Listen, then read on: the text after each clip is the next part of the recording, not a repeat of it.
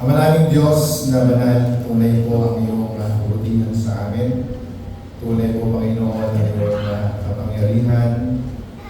Tunay po ang iyong kakagalaga sa amin, O Diyos. Sa mga nito, kami po ay lubos na nagagalak. Nagpupuri sa iyong banal na pangalan sapagkat mayroon kami pinakataong ganito, Panginoon, na mabigyan ka sa abot ng aming mga kaya, mabigyan ka ng papuri, ng pasasalamat, pagbalik ng paghahandog si Logan. Ikaw po, Panginoon, ang mamuna sa aming kalangitan at isa po, Panginoon, ang lahat ng hadlang. Kaya gawin ng kaaway, ang banal na Espiritu, Panginoon, ang sumama sa amin. Siya po ang magturo, siya po ang maging guide namin, Panginoon. At mabigyan ng biyaya ng kumula sa Panginoon ng Diyos ang bawat isa. Nagmumula sa iyo. Ano bang nag-disturb dito? Alisin mo, Panginoon, ang lugar ng aming nanalangin sa oras na ito. At paunawa, O Diyos, ang iyong mga salita. Salamat po ng marami, O Diyos. Pinupuri ka namin. Pinasasalamatan sa tanging pangalan ng Panginoon Jesus. Amen. Longing for our eternal home. Sino po sa inyo yung nakapag-travel na lang napagkahaba-haba? Tapos, pagod na pagod. Halimbawa, La Union, may isipan, La Union no? Halimbawa, Sorsogon, or pagod-pod, ang haba, no? Ang tagal, tapos pagod na pagod kayo. At kahit na gaanong maganda ng mga view na dinaanan natin, o mga nakita natin doon, mga nature, ang minimithi natin ay makauwi sa kanya-kanyang tahanan. O kaya meron kang ginawang isang trabaho na napagkabigat-bigat o medyo mabigat. Let's say, umakyat ka ng bundok, nakakita ka ng sa Pico de Lor, nakakita ka ng magandang view, tapos ang dami mong dala-dala, dala mo lahat, mga kawali, kaldero, kama, no? Tapos, pag-uwi mo, syempre nakakita ka ng magandang view, pero ang gusto mo pa rin, makauwi sa sarili-sarili nating tahanan. May baba yung mga gamit na dala-dala mo para makahiga ka, makapahinga, makasalampag at talagang kumbaga iba yung tinatawag nating bahay. Sabi nga, there's no place like home. Natanong niyo ba sa inyong mga sarili, mga kapatid, saan ang aming original na tahanan? After this life, natanong naman, ano ba yung tsura ng aking pupuntahan? Saan ako pupunta? Ano yung tsura? Gano'ng malaki? Meron ba talagang new heaven and new earth? Meron ba talagang New Jerusalem o Holy City? Sabi po sa Ecclesiastes 3:11b, tingnan natin. He has also set eternity in the hearts of men. So malinaw pa na sinabi ng Bible, inilagay ng Diyos sa puso, sa isipan, ng bawat tao na mayroon pong eternity. Meron pong second life after death. So, kaya lahat ng tao, wala pong excuse at magsasabi, ang hindi ko alam. Hindi ako na-inform, wala nakapagsabi sa akin. Alam nyo, naalala ko yung isang comment sa grupo ng mga nag-aaral ng law. Sinapasabi ako doon sa grupo ng mga, sa GC ng mga nag-aaral ng law. Nilagay yata ko ni Gusto. Sabi niya, may nagtanong doon, gaano ba kahirap yung exam sa law? Sabi nung isa, natawa ako eh. Sabi nung isa, ako nga ateista, pero pag dadating exam, napapanalangin ako. Sabi niya gano'n. So, ibig sabihin, nakakatawa po ito. Pero ito po yung totoo para sa lahat ng tao na inilagay ng Diyos sa puso ng tao na may lumikha sa kanila at mayroong patutunguhan ang ating mga kaluluwa after ng buhay natin dito. For a while, mga kapatid, umisip muna kayo ng isang city o lugar na napuntahan nyo na o napanood nyo sa sine, sa movie, sa YouTube, na o nabasa sa book, o sa inyong imagination, na sobrang ganda. City na sobrang ganda. Malaki, malinis, payapa, sariwa ang hangin, wala halos krimen. Sa madaling salita, perfect. Perfecto. Siguro pag-agree kayo mga kapatid na ang pinakamagandang cities ay nung unang panahon.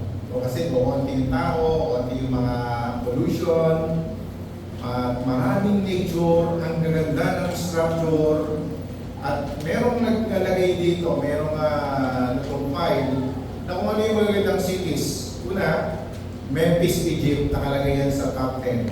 Thebes in Egypt, Alexandria in Egypt, London noong araw. Maganda pa rin yun, pero siyempre, dumadami ang tao. Rome, Tokyo, New York. No? Magaganda sila noon, sobrang gaganda, pero yung maraming tao, nagkaroon ng mga pollution at mga basura, pumangin na sila.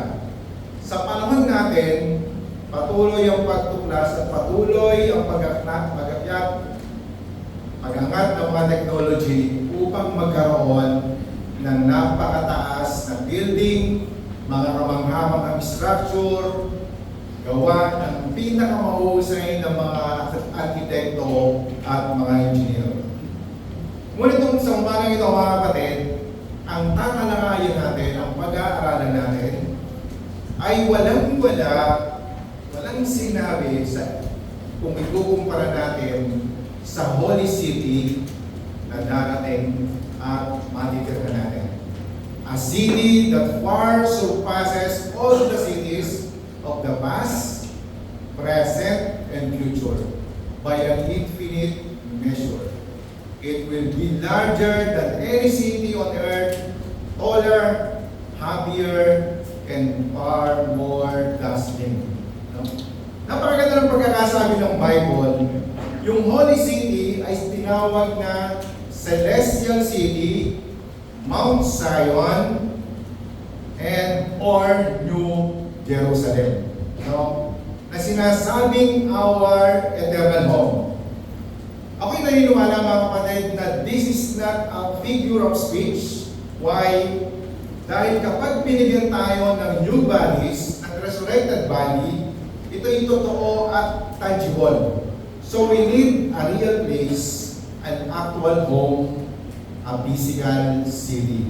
So tingnan natin, paano ba nag-umpisa itong city na ito. Hebrews 11:8-10. By faith, Abraham, when called to go to a place he would later receive as his inheritance, obeyed and went. Even though he didn't know where he was going, by faith he made his home in the promised land like a stranger in a foreign country. He lived in tents as did Isaac and Jacob, who were heirs with him at the same promise. For he was looking, tingnan nyo yung number 10, yung verse 10 na pakikita, for he was looking forward to the city with foundations, whose architect and builder is God. No? Sabi dito, sumunod po si Abraham, si Isaac, si Jacob, sa utos ng Panginoon, kahit na napakasagana ng kanilang tinitirahang lugar, ng kanilang city. No, kahit na sila po ay titira sa tent, titira sa mga magiging nomad sila, magiging stranger sa mga foreign land, pero sumunod sila dahil ang tinitingnan nila ay yung city with foundations whose architect and builder is God. No? Kamangha-mangha itong talagang sila Abraham. Nasasabi natin talagang heroes of faith, father of faith. No? At regarding sa sinabi sa family ni Abraham, tingnan yung Hebrews 11:16. Hebrews 11:16. Instead, they were longing for a better country, a heavenly one. Therefore, God is not ashamed to be called their God, for He has prepared a city for them. No? Napakaganda ng sabi, were longing for a better country, a heavenly one. Kaya ang Panginoong Diyos ay hindi nahihiya na sila ay maging para sa kanila, tawagin siyang Diyos at maging anak sila ng Diyos. At para naman sa lahat ng mga Kristiyano, ito yung sinabi, na pinoproclaim ang Panginoong Jesus bilang Lord and Savior, Hebrews 12:22-23. But you have come to Mount Zion, to the city of the living God, the heavenly Jerusalem. You have come to thousands upon thousands of angels in joyful assembly. So, to the church of the firstborn, whose name are written in heaven, you have come to God, the judge of all, to the spirits of the righteous made perfect. So, saan daw po tayo lumapit? Saan daw tayo napalapit? Saan daw tayo napunta?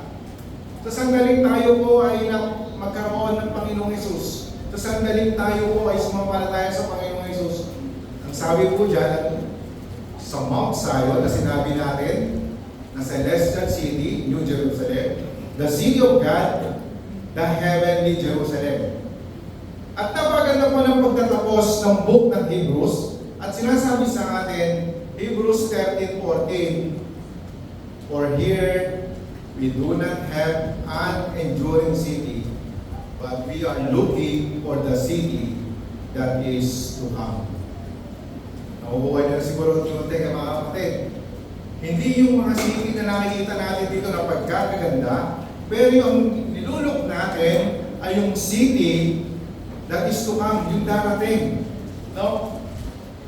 Ang sabi po sa Bible, mga kapatid, sabi sa Revelation, sa gitna po ng Revelation, sa gitna ng chapter ng Revelation, ang mga great cities sa mundo ay madidistract during the Great Tribulation, including the earthly city of Jerusalem ay madidistract. So huwag kayong magtataka kung yung city ng Jerusalem during tribulation ay madidistract. At pagre-rebuild ang Babylon, ang siyang magiging headquarters ng empire ng Antichrist. But at the end of the Great Tribulation, the Bible predicts that magkakaroon po ng napakalakas na lindol na hindi pa nararanasan ng mundo. It will shake the entire planet, kaya itong mga cities na napagkakaganda sa mundo, napagkatataas, napagkatitibay, ay mawawasak, magkakapira-piraso, including itong itinayong New Babylon o yung rebuilt Babylon. Tingnan po natin ang sinabi, Revelations 16:17-19. The seventh angel poured out his bowl into the air, and out of the temple came a loud voice from the throne, saying, "It is done." Then there came flashes of lightning, rumblings, peals of thunder, and severe earthquake. No earthquake like it has ever occurred since mankind has been on earth. So tremendous was the quake. So great city split into three parts, and the cities of the nations collapsed. God remembered Babylon the great, and gave her the cup filled with wine of the fury of his wrath. Imagine nyo kapatid, sa movie ko, anong pumawa? Hindi natin kayang imagine yan, yung pawa natin. Yung mga movie na napapanood natin, andun yung mga napakagandang mga tulay, mga structures, mga building, no? Na kahit na anong ganda at tatag ng pundasyon ng building na ito, lahat po yan ay matuturo. As of now po, ang pinakamataas na building ay Burj Khalifa na nasa sambayan nakalagay. Sa UAE, no? Doon siya sa UAE. Pero meron pong ginagawa sa Saudi Arabia na mas mataas kaysa Burj Khalifa. Mataas. Doon po siya ito ginagawa sa Jeddah. Saudi Arabia. Ang tawag po dito ay Jeddah Tower. Mataas po siya ng 180 meter sa Burj Khalifa o 591 feet taller than Burj Khalifa. Lahat po ito maglalaho, sabi sa Revelation, by means of earthquake, at ang mundo ay mag-iinit, magkakaroon ng sunog, maghihirap ang mundo, gaya ng sinabi ni Apostol Pablo, 2 Peter 3, 7-13. Sa pamamagitan din ng salitang iyon ay mananatili ang mga langit at ang lupa upang tupukin sa apoy pagdating ng araw ng paghukom at pagpaparusa sa masasama.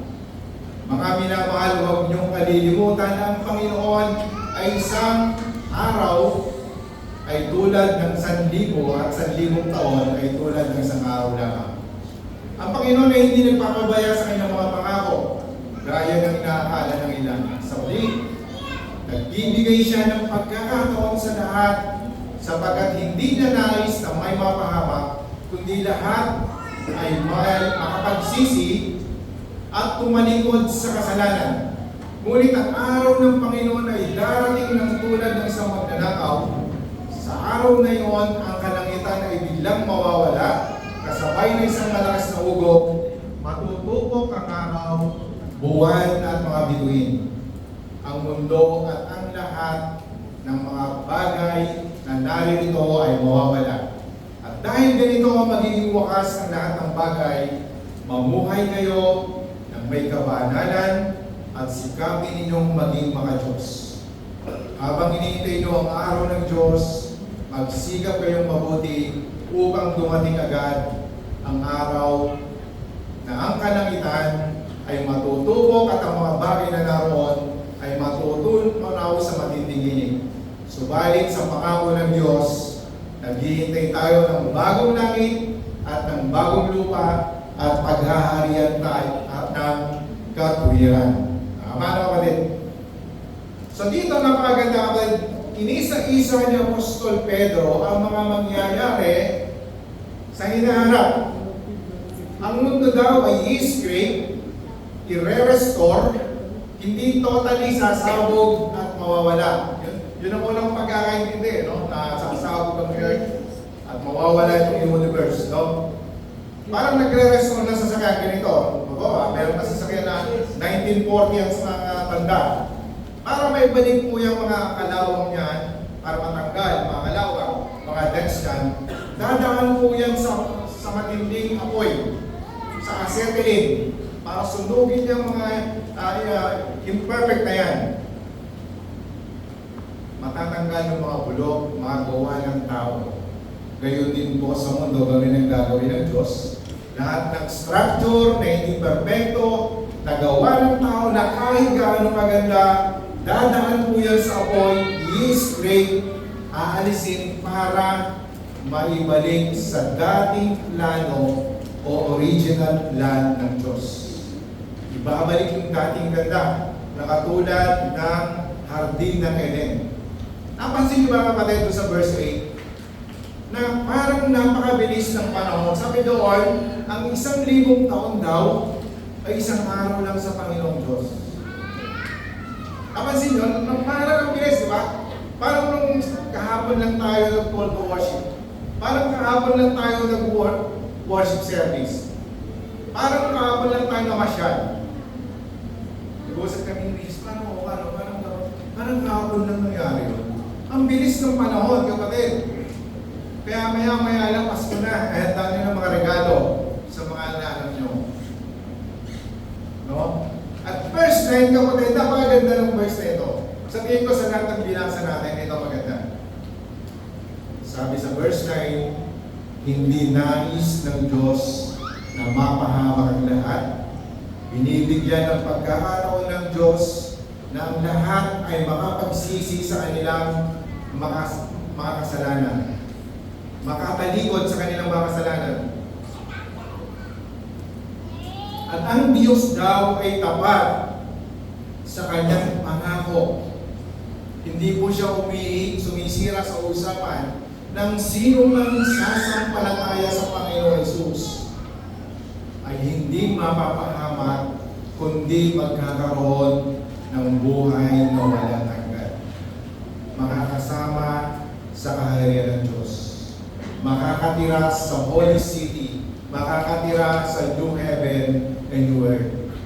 The book of Revelation, especially chapter 21 and 22, mga kapatid, telling us of the creation of New Heaven and New Earth. Pag-time po tayo, mga kapatid, basahin natin. Huwag kayong matakot magbasa ng Revelation. Kung kayo natatakot, basahin nyo yung Revelation 21 and 22. No? But for now, paigsiin natin. Very important, mga kapatid, na ma-realize natin that the city of New Jerusalem is not really the heaven. No? Hindi ito yung heaven. Ang New Jerusalem ay ang capital city ng heaven. Kumbaga may capital Manila, capital ng Manila. So may mga capital pa yung mga lugar. So sa heaven, ang capital city ay ang New Jerusalem. New Jerusalem is the capital city of heaven. At ito po yung climax ng pagkaka-describe ng Apostol John habang bumababa ang New Jerusalem mula sa heaven. Fully designed and built. No? Revelation 21, 1-5. Pagkatapos dito, nakita ko ang isang bagong langit at isang bagong lupa. Wala na ang dating langit at lupa, wala na rin ang dagat. At nakita ko ang banal na lungsod, ang bagong Jerusalem na bumababa mula sa langit buhat sa Diyos. Gaya ng isang babaeng ikakasal, siya'y nakabihis at nakahanda sa pagsalubong sa kanyang mga kasawa. Narinig ko ang isang malakas na tinig mula sa trono. Tingnan ninyo ang tahanan ng Diyos ay nasa piling na ng mga tao. Maninirahan siyang kasama nila at sila'y magiging bayan niya. Diyos mismo ang makakapiling nila at siya ang magiging Diyos nila. At papahirin niya ang bawat luha sa kanilang mga mata. Wala nang kamatayan, dalamhati, pagtangis at paghihirap sapagkat lumipas na ang dating mga bagay. Pagkatapos ay sinabi na naupo sa trono, pagmasdan ninyo, ginawa kong bago ang lahat ng bagay. At sinabi niya sa akin, isulat mo sapagkat maaasahan at totoo ang mga salitang ito. Sabi ng Apostol John, the Holy City was designed, gawa na, built, and ready-made. Nakita niya, bumababa mula sa langit, hindi sinabing ginagawa pa lang o gagawin pa lang. New Jerusalem ay physical city. Nasa third heaven po siya. No?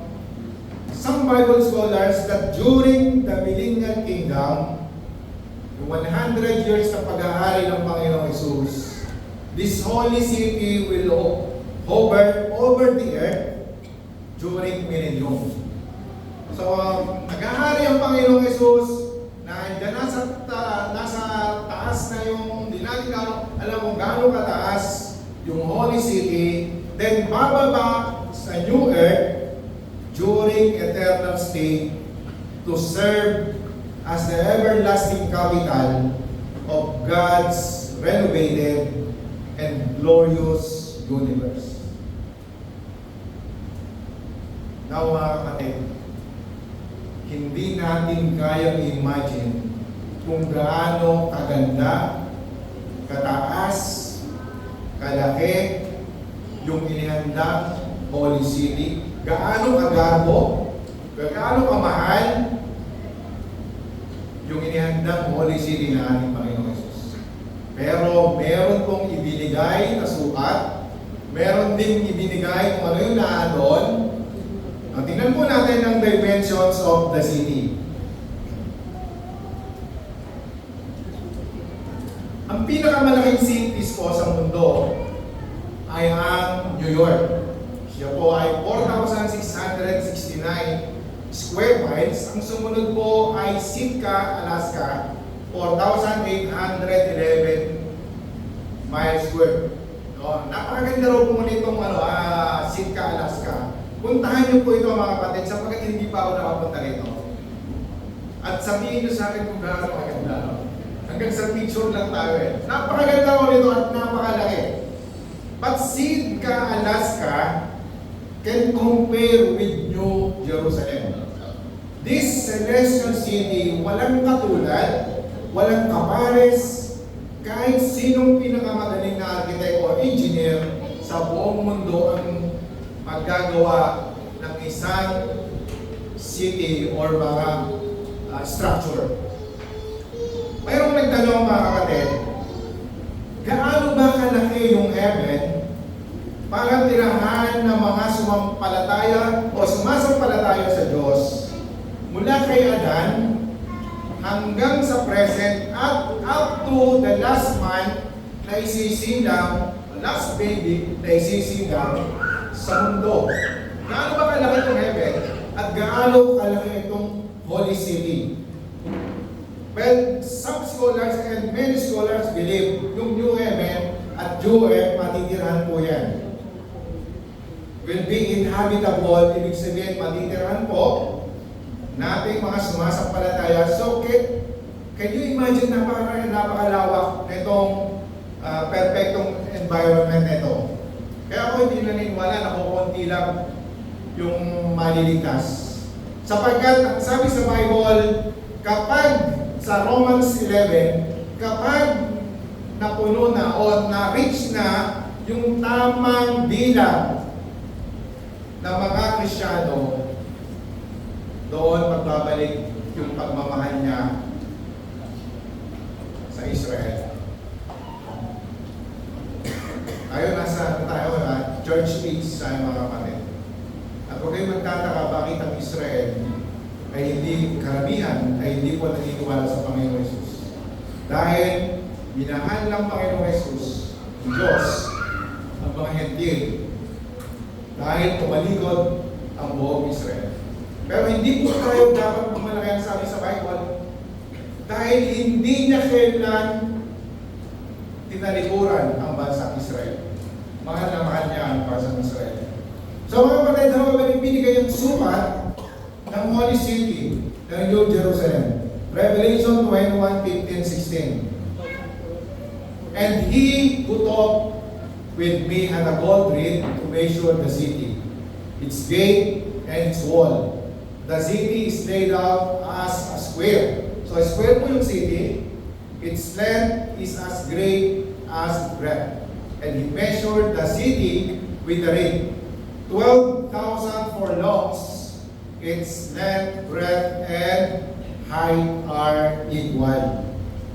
So picture natin yung building, kapatid.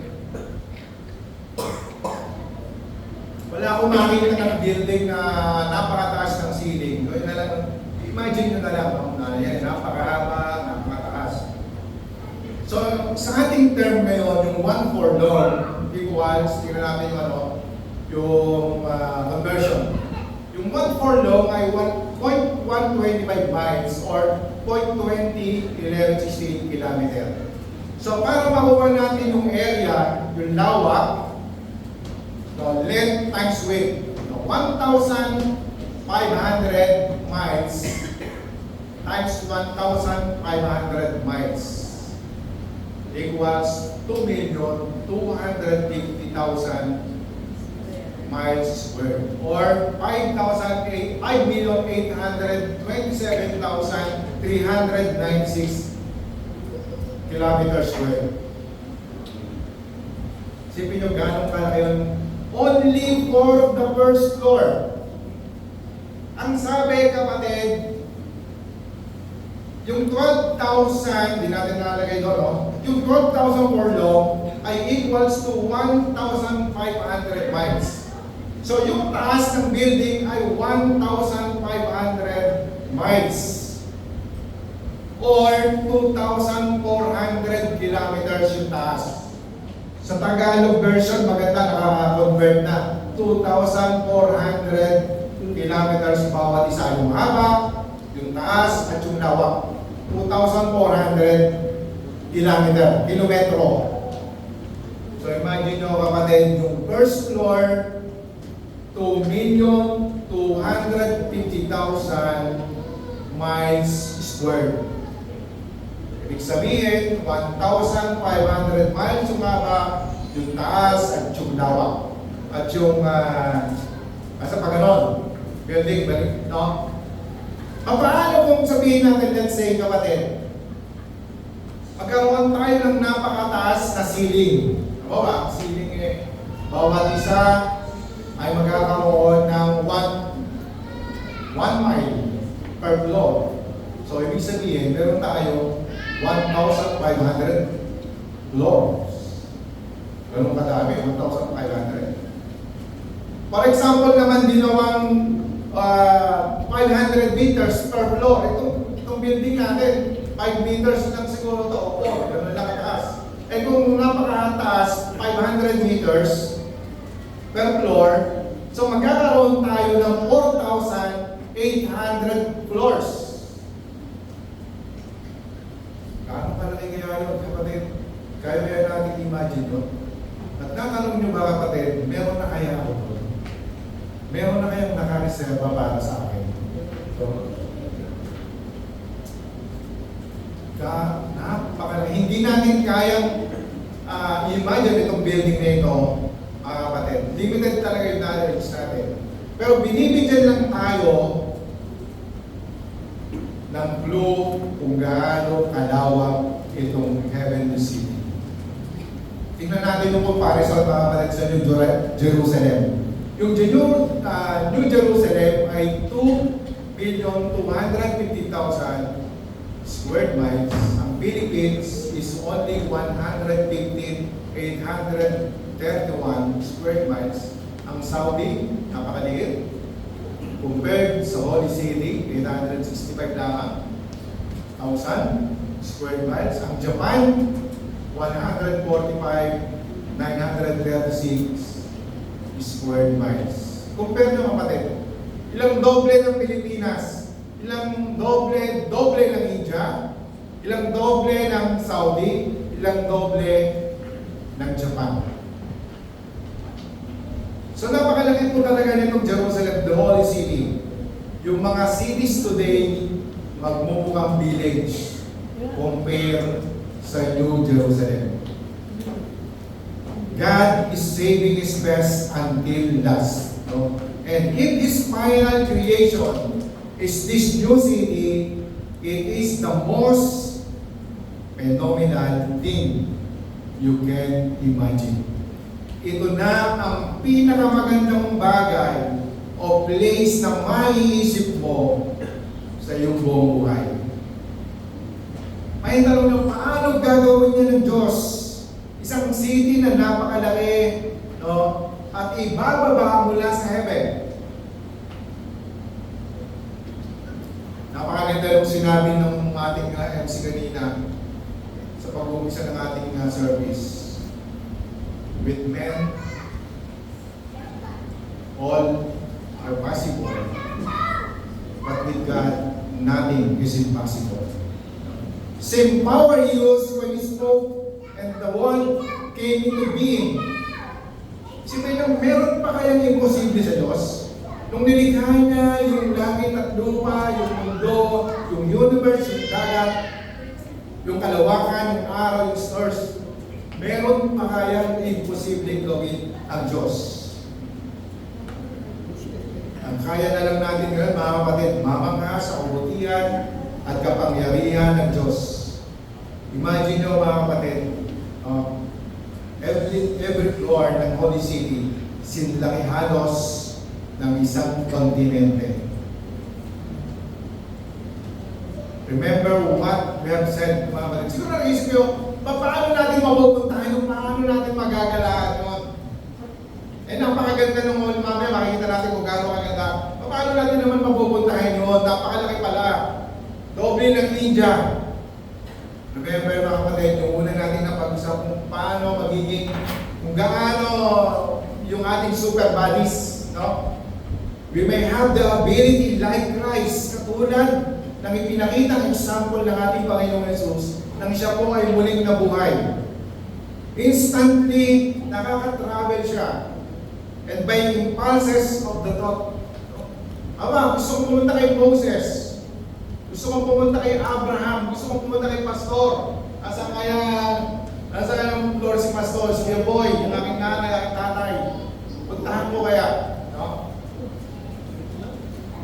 Ayoko maging speculative, pero kapatid, kung ang Panginoon sinesave niya yung best para sa atin, hindi po sikreto. Ibibigay ng Diyos yung ating fulfillment, yung ating enjoyment, no? Ang gusto ko lang parating sa inyo, mga kapatid, yung excitement na mayroon tayo, yung mind-boggling size of the city, sobrang laki, sobrang ganda, ay nihanda na para sa atin. So tingnan po natin, mga kapatid, ang description of the city. The Holy City, Revelation 21:2. Revelation 21:2.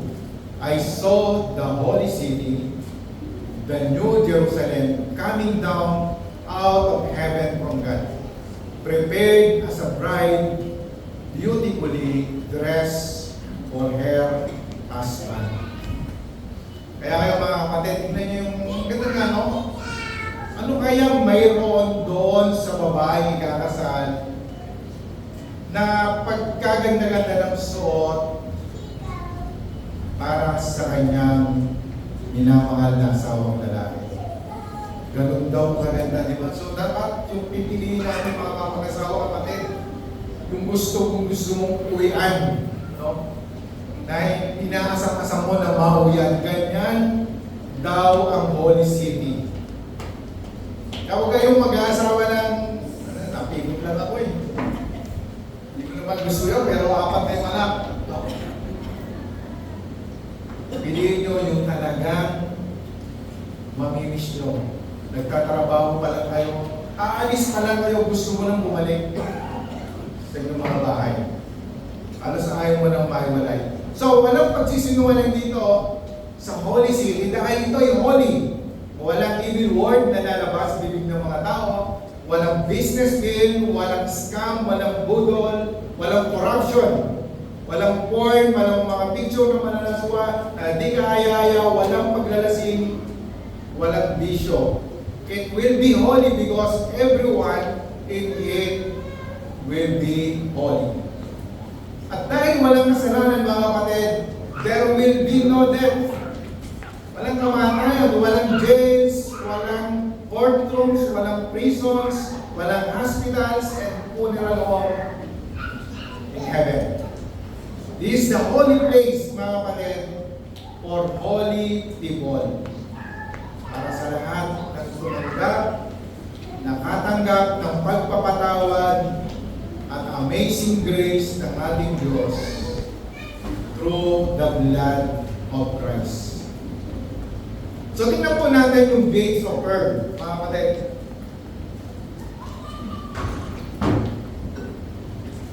Tingnan po natin yung gates of earth. Siguro mapapaisip kayo, Revelation 21:17-21. The angel measured the wall using human measurement, and it was 44 cubits thick. The wall was made of jasper, and the city of pure gold, as pure glass. The foundation of the city walls were decorated with every kind of precious stone. The first foundation was jasper, the second sapphire, the third agate, the fourth emerald, the fifth onyx, the sixth ruby, the seventh chrysolite, the eighth beryl, the ninth topaz, the 10th turquoise, the 11th jacinth, and the 12th amethyst. The 12 gates were 12 pearls, each gate made of single pearl. The great city of the city was of gold, as pure as transparent glass. Siguro mamapaisip kayo, mga kapatid, kaano kalaking oyster para makagawa ng dampuhan ng gates? Uulitin ko mga kapatid, walang imposible sa Diyos. Sa isang salita niya, hindi na kailangan ng oyster. Ayan na, namuha ng perlas. At ginawang 12 tambuhalagi sa pamamagitan ng salita ng Diyos. May star, may sun, may liwanag. Ano pa kaya ang hindi niya kaya pwedeng gawin?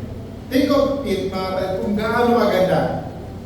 Yung wall made of jasper, sa biblical times po, yung jasper, ito po ay crystal-like diamond. No? At can you imagine, habang bumababa ito, mula sa langit ito umiikot, napakaganda, napakaliwanas, kumikinang words na hindi natin kayang i-describe sa ganda. Tingnan natin yung the foundation of precious stones. Sa bagay na basa na natin. Yan, 1 to 12. Yung sa isa, meron ba dyan, Ate Bigay? Gusto mo na dyan? Yan. Maaari mga kapatid, yung binasa natin, hindi yung mga exact stones. Yan, mga yan. Pero sa Greek, kasi meron pang mga maaaring meron pang mas magandang stone na hindi natin alam, na naputuklasan, inilagay lang yan para sa ganun maunawaan natin kung gaano kakulay, kaganda, katulad ng rainbow, sobrang matitibay yung mga bato na yan, sobrang kaganda, at tunay kong kapatid na ito inihanda para sa mga taong sa Diyos ay sumamalata, sa Panginoon Jesus ay sumamalata. Mga kapatid, excited na ba kayo mga punta dyan? Wala pa. Ayaw pa. Sabay-sabay tayo kapatid na pupunta dyan. Kasi kapag tayo namatay, hindi pa naman tayo pupunta dyan. Ang punta natin ay sa heaven. At pahihiramin muna tayo sandali ng resurrected body. At pagdating ng resurrection of the dead, saka tayo bibigyan, pagdating ng rapture, bibigyan tayo ng bagong body, at dadalhin tayo ulit doon sa heaven. Revelation, tingnan natin yung Revelation 21:18. The wall was made of jasper, and the city of pure gold, as pure as glass. Meron pa yung na-notice dito, yung gold natin ay hindi naman pure as glass. Hindi naman ito crystal. Pero iba yung gold sa heaven. Ang sabi diyan mga kapatid. So, iba yung gold sa heaven. Ito'y crystal. Pure as gold. So, ano ba talaga pag sinabi natin kasing crystal, iba sa pakiramdam. Di ba, pag lumalakad tayo sa crystal na dagat, ang kulay ng tubig, ng mga batis na parang kristal. Siyempre mo, kung buong kulay gold doon, parang ayaw mo tumapak, parang galing sa mundo ng tubig noon. Pero kung pure as crystal yung tubig, abay magkalakad ka dyan, diba? Ikaw ay pupunta dyan, magtatampiso ka dyan. So ganoon kaganda ang inihanda ng ating Panginoon Diyos. The Lamb that is the light. Revelation 21:23, 24, 25. The city does not need the sun or the moon to shine on it, for the glory of God gives it light, and the Lamb is its lamp. The nations will walk by its light, and the kings of the earth will bring their splendor into it. On no day will its gate ever be shut, for there will be night there. So nakita nyo mga kapatid, wala nang mga light post, wala nang mga lanterns, wala nang mga flashlight, wala nang mga dim light, wala mga spotlight, sapagkat yung kaluwalhatian ng Panginoong Jesus, yung radiance niya, yung holiness niya, yung glorification niya, ang magsisilbing light, sisilbing liwanag sa buong city. At ito ba yung sinabi ni Isaiah sa Isaiah 60:19? The sun will no more be your light by day. nor will the brightness of the moon shine on you. For the Lord will be your everlasting light, and your God will be your glory. Napakaganda, mga kapatid. At wala ka nang iintindihin dito, kundi mamangha, mag-enjoy sa ganda ng sili nito. Tingnan natin yung tree of life, mga kapatid. Revelation 22:2.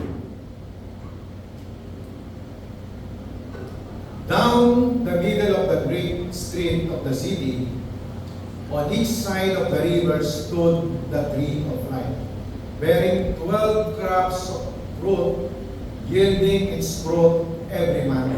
And the leaves of the tree are for the healing of the nations. So meron, pag sinabing may river, kapatid, hindi ito spiritual, ito po'y tunay na river. Nagmumula daw sa trono ng Diyos ang tubig, kulay kristal. Wala kayo na-notice dito. Ako dati, meron na itanong dito, bakit nagkaroon ng healing of the nations? Sabi natin, wala nang sakit, wala nang luha, wala nang karamdaman. Bakit nagkaroon ng healing of the nations? No? Mga kapatid, yung word na ginamit ng Greek, therapia, from which we got therapeutic, na pwede natin kainin yung tree doon, yung mga dahon doon, no, ng dahon ng puno, hindi para gumaling, kundi magbigay sa atin ng greater sense na mga buhay sa langit at presensya sa heaven. No? Hindi ito makaka-enhance to become holy because we are already holy. Ang ibibigay sa atin ito enjoyment and fulfillment ang mga ibibigay nito. Again, mga kapatid, hindi natin kaya ipaliwanag ang inireserve na glory ng ating Panginoon sa ating mga buwan, sa ating darating na buhay. Pleasure and enjoyment ang ihahanda sa atin ng Diyos. Eating and drinking gives pleasure to us. No? Remember, pagkatapos mabuhay ng Panginoong Jesus, siya po ay kumain at uminom kasama ng kanyang mga disipulo. Hindi natin kaya paliwanag yan. Nasa resurrected body siya. And then, siya po ay nagka-travel kung saan-saan. By an instant. Ganun po mga kapatid ang magkakaroon tayo. Hindi natin kaya paliwanag. Pero, masasabi ko sa inyo, maging excited tayo. Meron tayong Panginoong Jesus, maging excited tayo. Hindi nyo na itanong mga kapatid, sino kaya ang hindi mapapasama sa kaharian ng Diyos sa at sa walang sino? Revelation 21:7-8. Those who are victorious will inherit all this, and I will be their God, and they will be my children. But the cowardly, the unbelieving, the vile, the murderers, the sexually immoral, those who practice magic arts, the idolaters, and all liars, they will be consigned to the fiery lake of burning sulfur. This is the second death. Alam ko sana magtapos dito sa napaka-negative na ito. Napakaganda naman sinabi natin. Pero dapat natin malaman, mga kapatid, kung sino yung hindi makakasama sa kaharian ng Diyos. So, kung sino hindi yung makakapunta sa heaven at makakapunta sa Holy City. Of course, kapatid, dahil tayo makasalanan. Maraming Christian, bago naging Kristiyano, bago tumanggap sa Panginoon, maraming malidinig na karanasan. Nagkasala sa Diyos, ngayon nagsisinungaling tayo, at maraming Christian nagkaroon ng mga immoral na relasyon. Bago naging Kristiyano, Kristiyano, sumamba sa mga Diyos-Diyosan. Wars, nakakabit po ng mga murder. Nakapatay ng mga tao, nakapag-supervise, gugo, tulad ni Apostol Pablo. Lahat yan mga kapatid, hindi po yan makakahadla kung tayo ay humingi ng tawad at nag-repent at narinig tayo ng dugo ng ating Panginoon Jesus. Those sins ay hindi makaka-prevent sa atin para makapaglakad sa holy cities, sa streets of God. Sigurado tayo na sa dagat-dagatang apoy ang punta ng mga taong patuloy na gumagawa ng mga nabanggit na yan, kahit nakadinig na ng mabuting balita, kahit na nakadinig na ng gospel, kahit na naka-attend na ng mga Bible studies na nagpapatunay na ang Panginoong Hesus ang siyang tanging daan patungo sa kalangitan. Kapatid, amimiss mo ba yung mga mahal mo sa buhay na nauna na sa atin? Kung alam mo na nasa langit sila, kung alam mo na nasa kalangitan sila, dapat siguraduhin mo na sa langit din ang punta mo. Para magkaroon tayo ng reunion. Para magkasama-sama tayo doon. Nasabuyan naman natin mga kapatid, yung mga lagi natin kasama, mga kapitbahay, mga kasama sa trabaho, mga apo, mga kamag-anak, mga tito, mga lolo, sabihan naman natin ng patungkol sa buhay na walang hanggan. Yung asawa mo, baka hindi mo pa rin nasasabihan, nahihiya ka pag-usapan, ang kapatid mo, nahihiya kayo. Bakit kaya nakakahiya pag-usapan ito? Kapatid, kung naiukwento mo si Santa Claus sa iyong mga anak, sa iyong mga apo, sa iyong mga maliliit na inaalagaan, bakit hindi mo kayang ikuwento ang buhay ng ating Panginoon Jesus? Na siya na Diyos, hindi na nagpilit na maging kapantay ng Diyos. Pagkus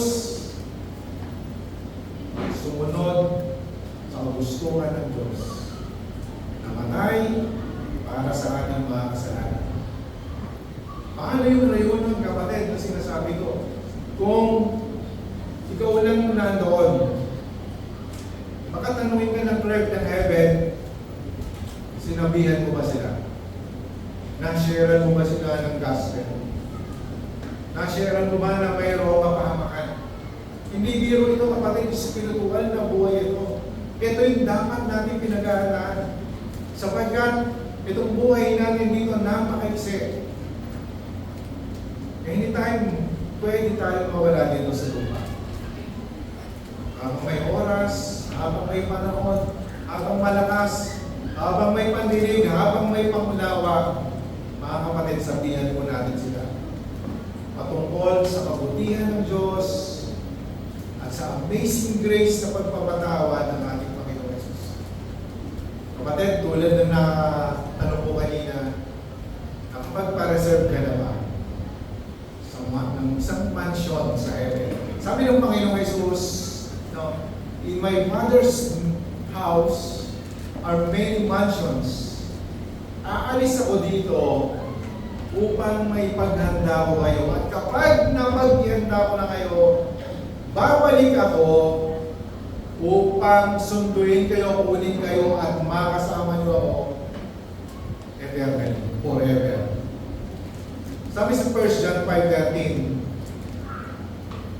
I write these things to you who believe in the name of the Son of God, so that you may know that you have eternal life. Ang sino mang sasampalataya, maniniwala sa anak ng Diyos, ay magkakaroon ng buhay na walang hanggan. John 1:12, yet to all who did receive Him, to To those who believe in His name, He gave the right to become children of God. Kapag tinawag ka ng anak ng Diyos, maniwala ka kapatid sa sinabi ng Panginoon. Kapag ikaw, pag tinanggap mo ang Panginoong Yesus, at sumampalataya ka sa Kanya, ang sabi po dyan, ikaw ay bibigyang karapatan na maging anak ng Diyos. Kaya mga kapatid, He is true to His word, He is true to His promise.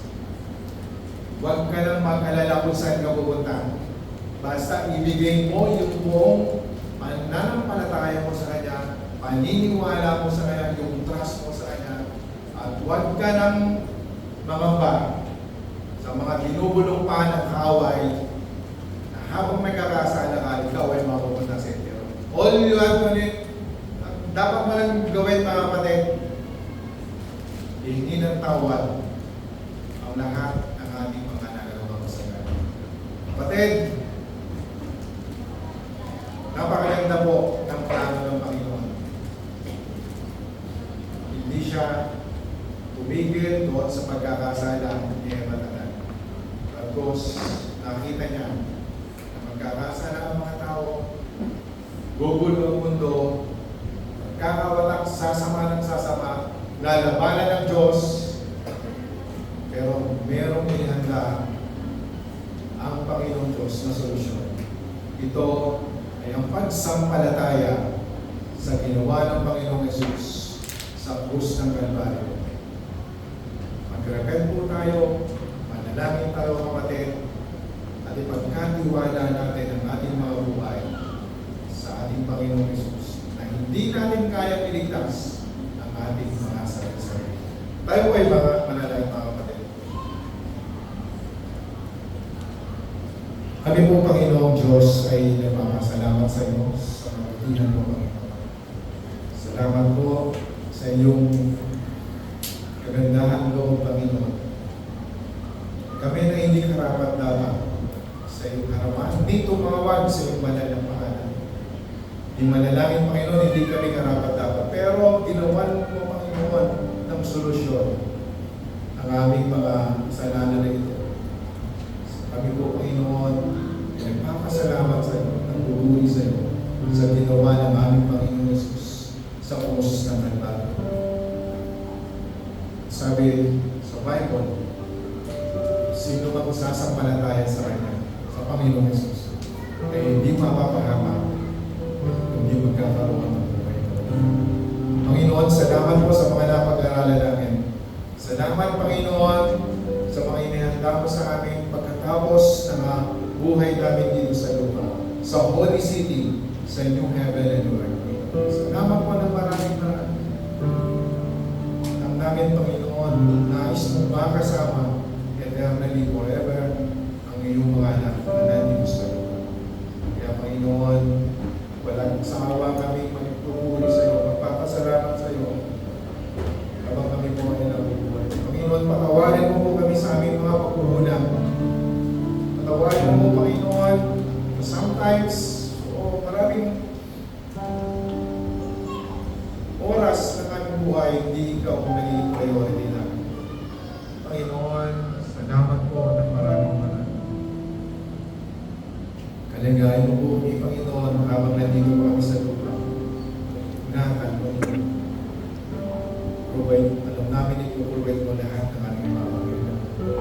Panginoon, ang mga kapatid namin na mayroong pinagdaraanan sa oras na ito, ikaw po ang Diyos, ang magpagaling sa kanila, bigay ng kaaliwan, mga kalakasan po ng Diyos. Alisin mo po yung mga negative thinking sa kanilang mga puso na pinabayaan mo sila. Bigay mo sa kanilang isip na mahal mo sila. Lahat ng nangyayari, mayroong purpose. Lahat ng nangyayari, meron kang ipinapakita, meron kang tinuturo sa amin. Salamat po o Diyos, ikaw po ang